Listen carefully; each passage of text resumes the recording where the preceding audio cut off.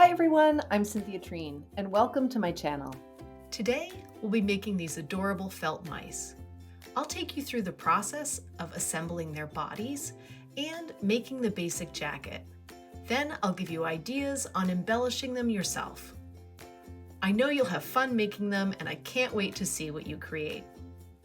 Before you begin, gather your materials.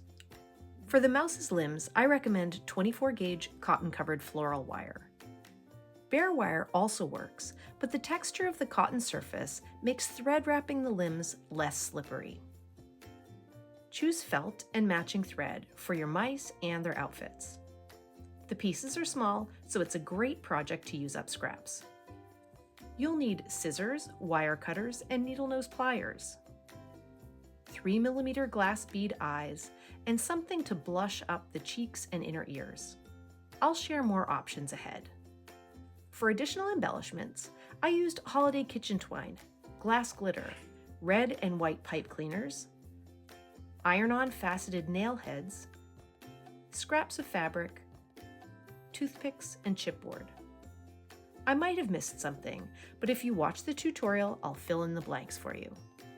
And you don't need to use everything that I have. Just get started and see what you can find to dress them up. I bet you have something that will do the trick. Okay, let's get started.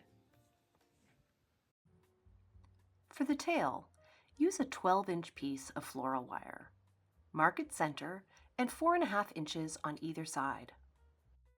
For each leg, cut one 6-inch piece, marking both their centers and 2 inches on either side. Finally, for the arms, cut one 5.5-inch length. This piece will pass through the torso, creating both arms at once. To prepare for wrapping, fold its ends 1 3/8 inch on either side. To wrap the wire, use 2 strands of embroidery floss. This length measures 1 meter, or roughly 39 inches. To avoid tangling, pull them individually. The other strands will gather as you pull, but won't tangle. Once separated, ply the 2 strands together.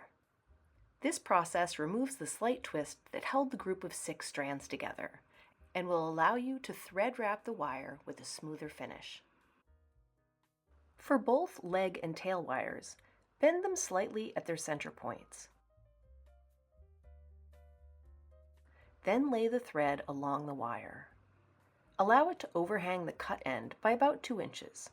You'll use this later to tie off.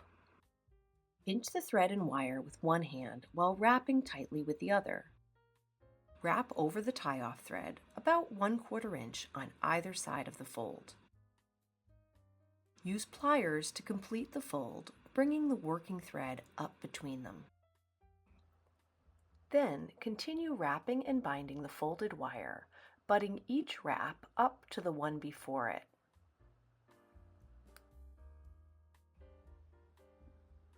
As you go, you'll notice that wrapping creates twist in the thread. So every 6 to 8 wraps, I like to pinch and hold it while smoothing out the loose thread. This will make for a nice satin finish.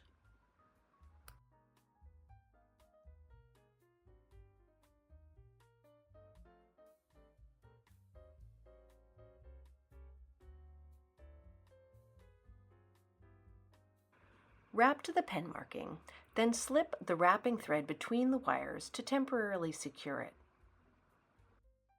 Knot off with a square knot and use either white glue or clear nail polish to secure the thread ends.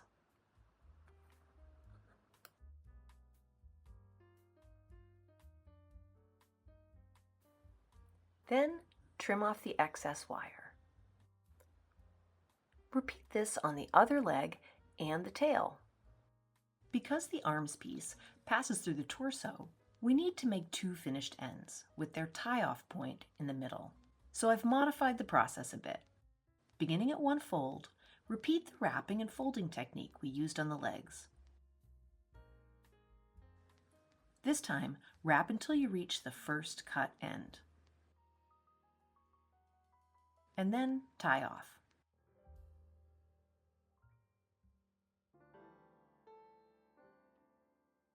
Extend the wrapping thread to the opposite fold and repeat on the other side.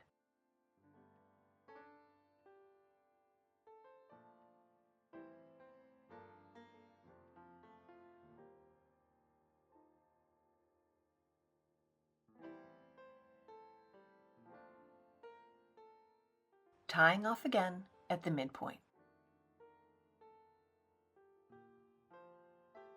Now we have 2 finished legs. These are quite long and they'll pass up into the body. And then we have our tail, and that's the same thing. About this much is going to be up inside the body. And here is our double arms piece that will go right through the torso. I know some of you might not find thread wrapping the limbs as soothing and relaxing as I do. So, just in case, a simple alternative is to twist the wire limbs and tail instead.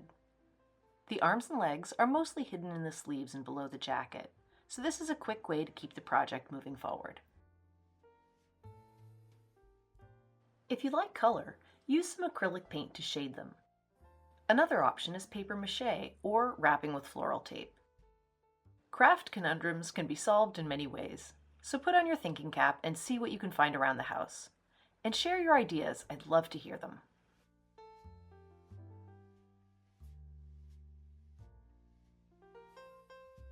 To assemble the body pieces, we'll begin with the top head darts on both the pieces, making a mirror image so that we have a right and a left side. Thread your needle with a single strand of embroidery floss and knot one end. Then pinch the dart and whip stitch from the point of the dart to the top head edge. When you get to the edge, I like to slide my needle back through the surface of the felt and knot off so that my knot isn't right next to the edge itself. Sometimes my needle catches there, and I find setting the knot back like this can be pretty helpful. After stitching the darts, place the 2 pieces with right sides together. Then begin whip stitching the side at the corner where the edge transitions. Start with a few stitches on top of each other to secure the end. Later on, after turning, the bottom portion below the corner will become the legs. Whip stitch up the front body, under the chin, over the head, and down the back, knotting off at the corner transition on the opposite side.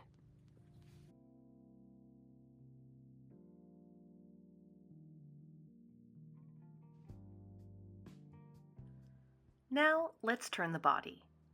A pair of needle nose pliers will come in handy here. Slip them up into the body and tuck the felt at the nose between them, holding tightly. Turning a small shape like this is not always graceful, and you may fumble a bit, as I am. But with a few tries and a good grip, I know you'll get the job done. Then poke the pliers up inside the turned body to smooth out the seams.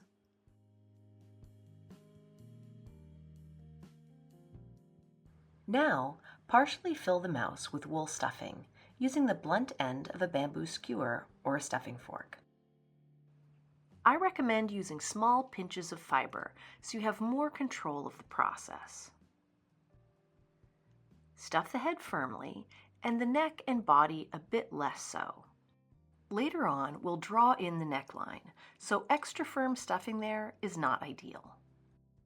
Continue stuffing loosely partway into the torso, leaving it soft and pliable enough to stitch the inseam of the legs.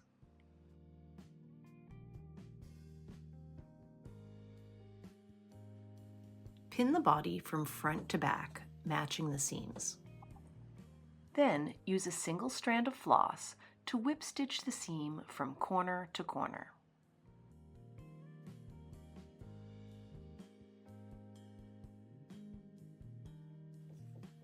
When you come to the end, stitch a few stitches on top of each other and then knot off.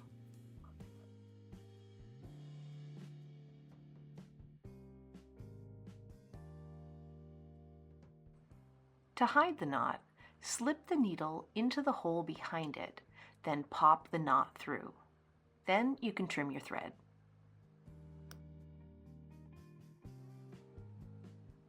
Now we'll finish stuffing. Using small pinches and your stuffing tool again, insert the filling into the body cavity and leg tubes.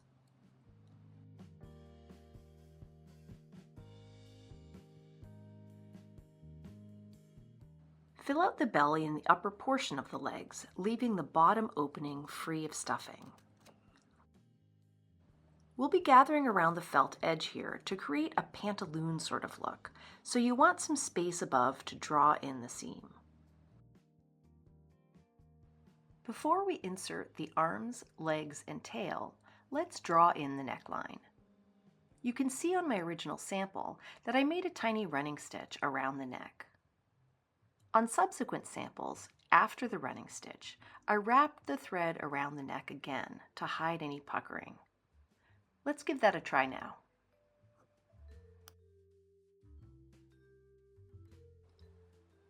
For the neck, use 2 strands of floss. I've prepared mine by drawing it through tailor's wax for extra strength. The wax will also help reduce slipping as you draw in the running stitch. Let's find the neckline. I think this looks pretty good. Now pop the starting knot beneath the felt and trim the tail if you have one. The knot is now caught under the surface and lodged in the stuffing. To make tiny running stitches, rock the needle up and down, catching short sections of felt with each stitch.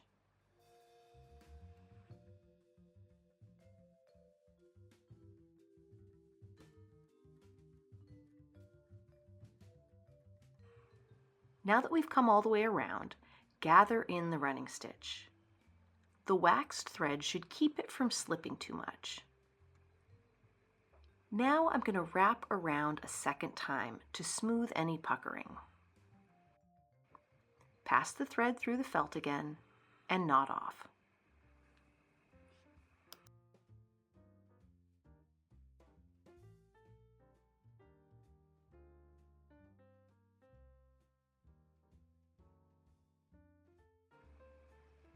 To insert the legs, arms, and tail, you'll need a sharp skewer.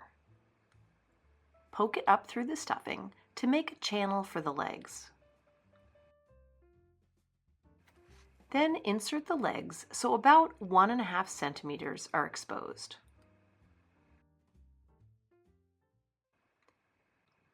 Then make another channel through the torso, about 1 centimeter down from the neckline.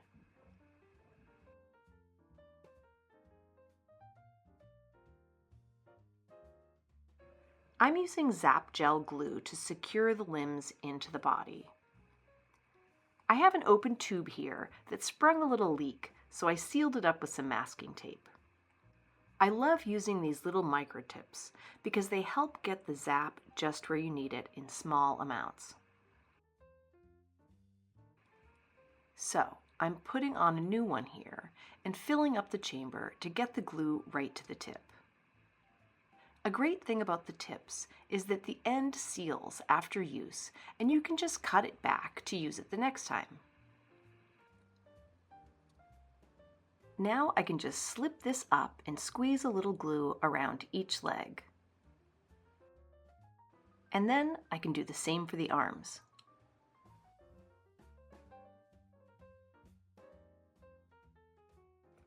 Moments ago, we were gluing in arms. But time flies when you're having fun, and in real time, I'm back after a day of teaching with my group at the Handicraft Club in Providence, Rhode Island. Yesterday, we were finishing up this mouse and had a great idea about inserting the legs. They thought it was easier to insert than afterwards stuff around them, and I think they were absolutely right. So my little update is to do just that. Then, after stuffing, adjust the exposed leg length to 1.5 centimeters. All right, let's get back to it.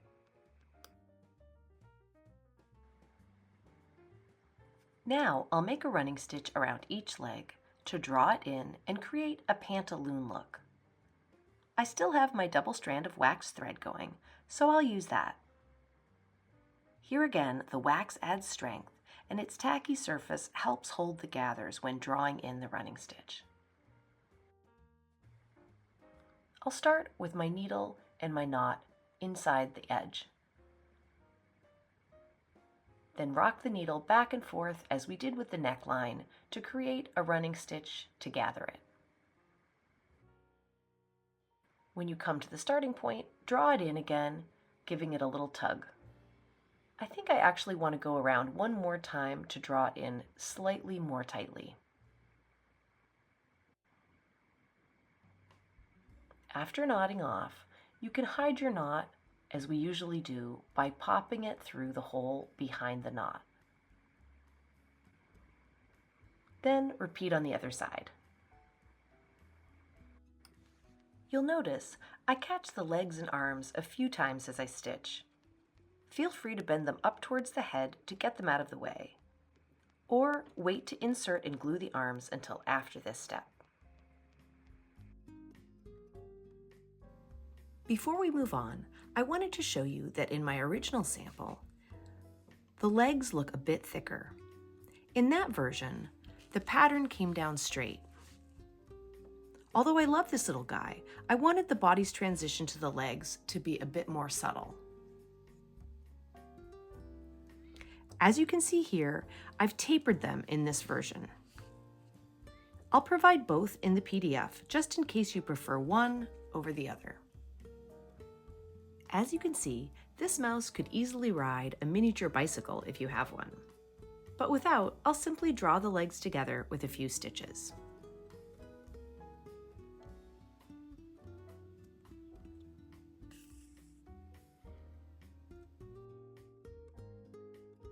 Then bend up the feet. The tail is attached as the arms were, by making a hole with the sharp end of a skewer. Make the hole just to one side of the seam, or if you see room between your stitches, the hole can pass through the seam itself.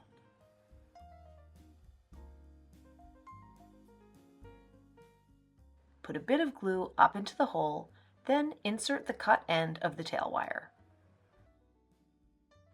When dry, bend it into position, creating the third leg of a tripod that will allow your mouse to stand.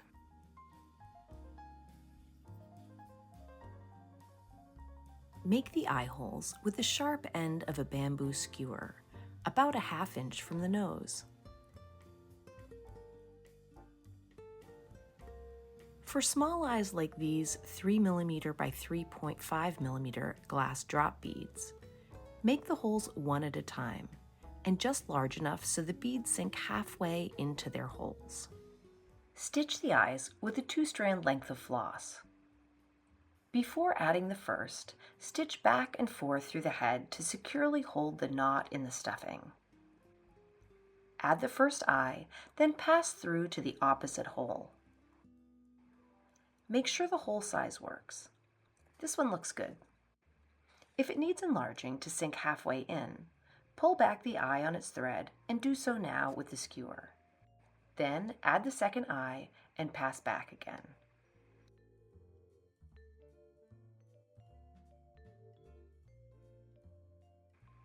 I like to make a second pass through the backs of the eyes for strength and security, but if it's an ornament and not a toy, one pass is probably sufficient.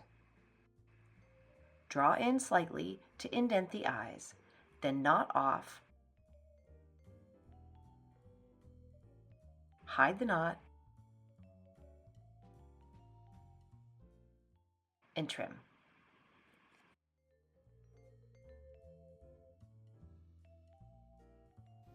For the nose of a mouse, I would usually use a pale, dusty pink, but my stash has let me down today.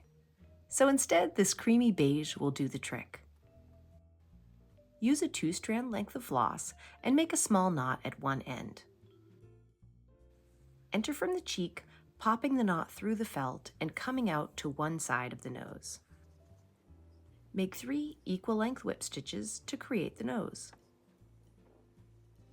Then knot off and hide the knot.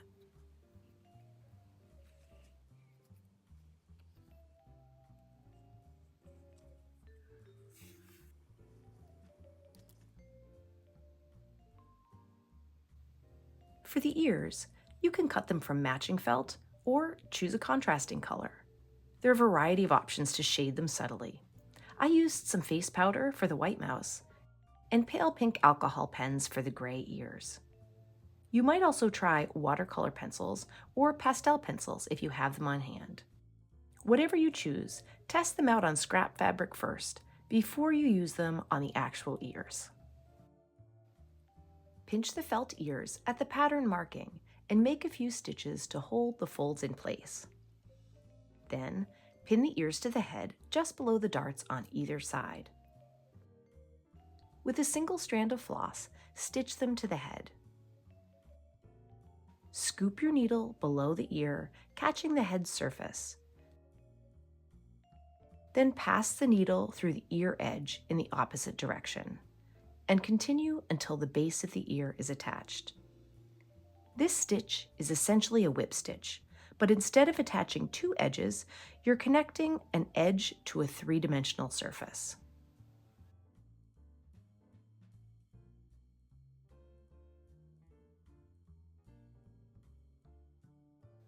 When you finish up, be sure to knot off and hide your knot.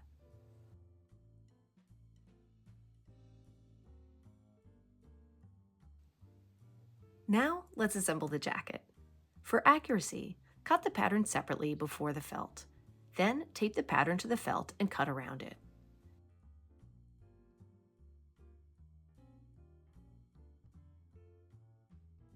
You can remove the armholes without a side seam, as I'm doing, but if you don't have a small pair of scissors with tips that cut, it can be a challenge.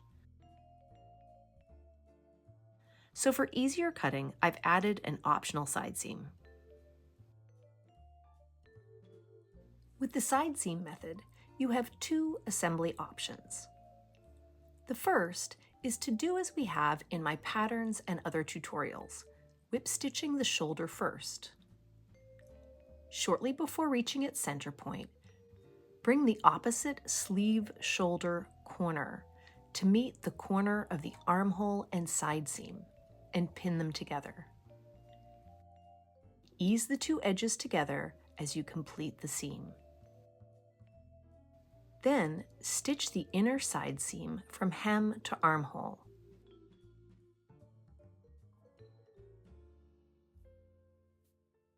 And finally, the sleeve seam on the outside from the armhole to wrist, catching the folded up cuff.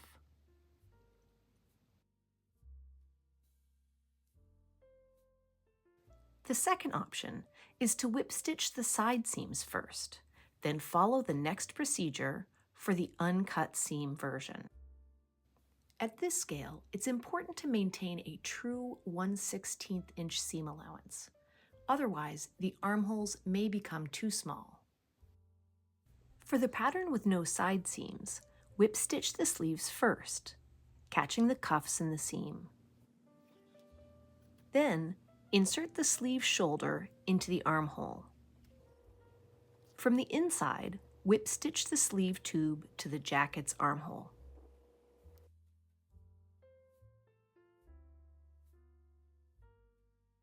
Then knot off and trim your thread. Depending on your mouse's style, pockets and belts are optional.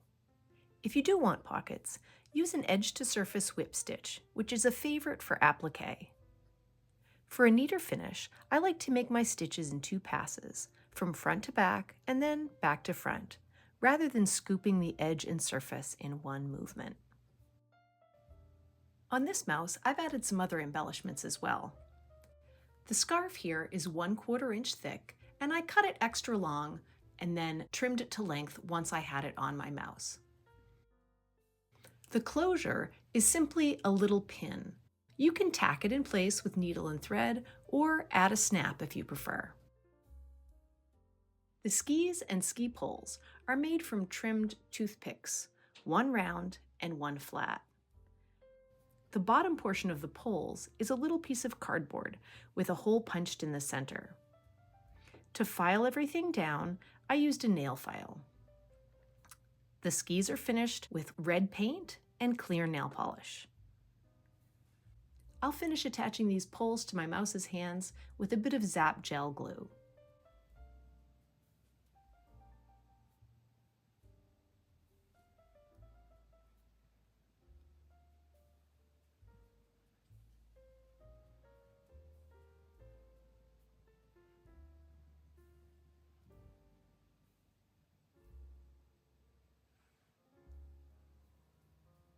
For this one, I gave her coat a bit of bling with some iron-on faceted nail heads and a belt with gold buttons in the back.